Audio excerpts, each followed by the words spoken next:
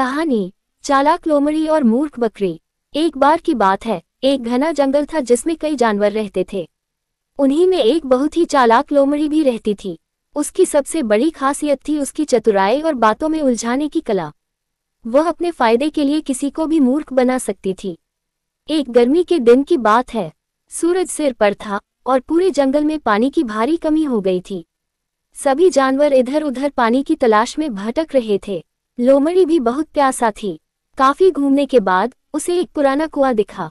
वह तुरंत उस कुएं की ओर भागी और झांक कर देखा तो उसमें थोड़ा सा पानी था।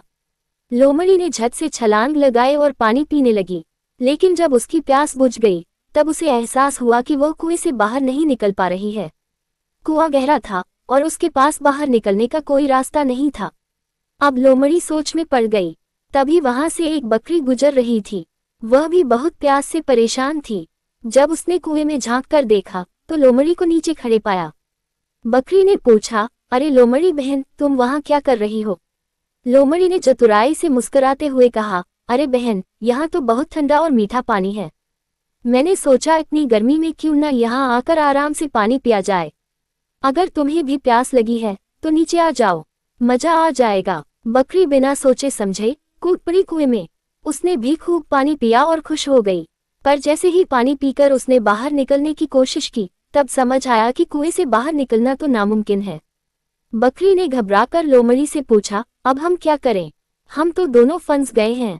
लोमड़ी ने चालाकी से कहा, घबराओ मत, तुम अपने आगे के पैर दीवार पर रखो और थोड़ा ऊपर चढ़ो, फिर मैं तुम्हारी पीठ पर चढ़कर बाहर निकल जाऊंगी।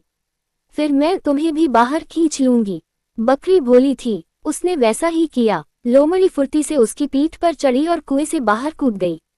बाहर आते ही वह हंसने लगी और बोली, ओ मूर्ख बकरी, अगर तुम्हारे पास अक्ल होती तो पहले सोचती कि नीचे उतरने के बाद ऊपर कैसे चढ़ोगी। ये कहकर लोमड़ी वहां से चली गई और बकरी कुएं में फंसी रह गई।